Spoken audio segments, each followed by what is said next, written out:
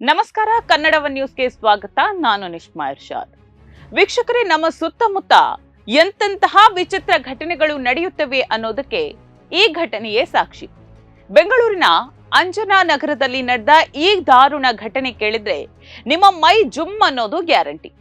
ಪ್ರೀತಿ ಅಂದ್ರೆ ಪ್ರಾಣ ಕೊಡೋದು ಅಂತ ನಾವು ಕೇಳಿದ್ದೇವೆ. ಆದ್ರೆ ಇಲ್ಲಿ ಪ್ರೇಯಸಿಯೇ ತನ್ನ ಪ್ರಿಯಕರನ ಪ್ರಾಣ ತೆಗೆದಿದ್ದಾಳೆ.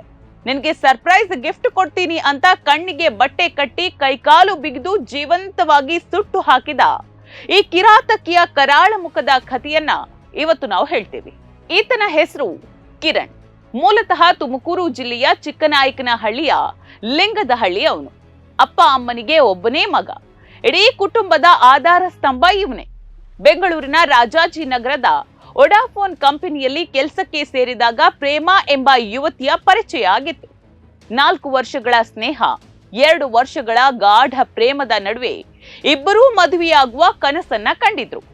ಕಿರಣ್ ತನ್ನ ತಂದೆ ತಾಯಿಗಾಗಿ ಹಳ್ಳಿಯ ಮನೆಯನ್ನ 10 ಲಕ್ಷ ರೂಪಾಯಿ ಖರ್ಚು ಮಾಡಿ ಸುಂದರವಾಗಿ ರಿಪೇರಿ ಮಾಡಿಸಿದ್ದ.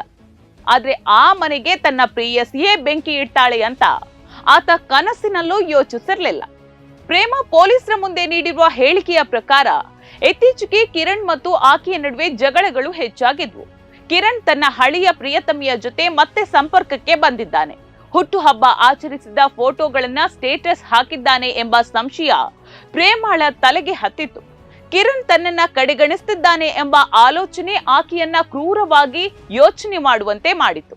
ನನಗೆ ಸಿಗದವನು ಇನ್ಯಾರಿಗೂ ಸಿಗಬಾರ್ದೆಂಬ ವಿಕೃತ ನಿರ್ಧಾರಕ್ಕೆ ಆಕೆ ಬಂದು ಕಿರಣ್ ಶಾಶ್ವತವಾಗಿ ಮುಗಿಸೋದಕ್ಕೆ ಸ್ಕೆಚ್ ಹಾಕಿದ್ಲು. ಇದು ಆವೇಶದಲ್ಲಿ ನಡೆದ ಕೊಲೆಯಲ್ಲ, ಬದಲಾಗಿ ಅಪ್ಪಟ ವ್ಯವಸ್ಥಿತವಾದಂತಹ ಒಂದು ಸಂಚಾಗಿತ್ತು. ಕಿರಣ್ ಕೊಲ್ಲಲೇಬೇಕು ಅಂತ ಪ್ರೇಮ 2 ದಿನಗಳ ಮುಂಚೆಯೇ ಆನ್ಲೈನ್ ನಲ್ಲಿ ಹ್ಯಾಂಡ್ ಕಫ್ ಮತ್ತು ಕಾಲು ಕಟ್ಟುವುದಕ್ಕೆ ಬೇಕಾದ ಹಗ್ಗವನ್ನ ಆರ್ಡರ್ ಮಾಡಿ ತರಿಸಿದ್ಲು.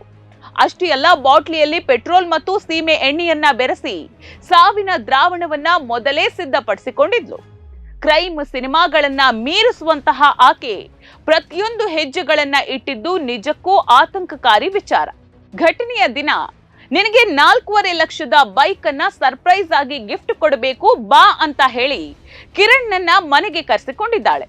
ಈ ಬೈಕ್ ಬಗ್ಗೆ ಇಬ್ರು ಈ ಮೊದಲೇ ಶೋರೂಮ್ಗೆ ಹೋಗಿ ನೋಡ್ಕೊಂಡು ಬಂದಿದ್ರು. ಹಾಗಾಗಿ ಕಿರಣ್ ಏನ್ ಮಾಡ್ದ, ಇದನ್ನ ನಿಜ ಅಂತ ಹೇಳಿ ಸಂಪೂರ್ಣವಾಗಿ ನಂಬಿದ್ದ. ನಿನ್ಗೆ ಫಾರಿನ್ ಸ್ಟೈಲ್ ನಲ್ಲಿ ನಾನು ಪ್ರಪೋಸ್ ಮಾಡ್ತೀನಿ ಅಂತ ನಂಬಿಸಿ ಆತನ ಕಣ್ಣಿಗೆ ಬಟ್ಟೆ ಕಟ್ಟಿ ಕೈಗಳಿಗೆ ಹ್ಯಾಂಡ್ ಕಫ್ ಅನ್ನ ಹಾಕಿ ಎದ್ದು ನಿಲ್ಲದಂತೆ ಕಾಲನ್ನ ಹಗ್ಗದಿಂದ ಬಿಗಿದಿದ್ದಾಳೆ. ಆತ ಅಸಹಾಯಕನಾಗಿ ಕುಳಿತಿದ್ದಾಗ ಆಕೆ ಪೆಟ್ರೋಲ್ ಸುರಿದು ಬೆಂಕಿ ಹಚ್ಚಿ ತಾನು ಬಾತ್ರೂಮ್ ನಲ್ಲಿ ಹೋಗಿ ಅಡಗಿಕೊಳ್ತಿದ್ದಾಳೆ. ಆ ಕಿರುಚಾಟ, ಆ ನೋವು ಆಕೆಗೆ ಸ್ವಲ್ಪವೂ ಕರುಣೆ ತರಿಸಲಿಲ್ಲ. ಮನೆಗೆ ಬೆಂಕಿ ಬಿದ್ದಾಗ ಹೊರಗಡೆ ಬಂದ ಪ್ರೇಮ ಮೊದಲು ಕಿರಣ್ ತಾನಾಗೇ ಬೆಂಕಿ ಹಚ್ಚಿಕೊಂಡ ಅಂತ ಪೊಲೀಸರಿಗೆ ಸುಳ್ಳು ಹೇಳಿದ್ದಾಳೆ.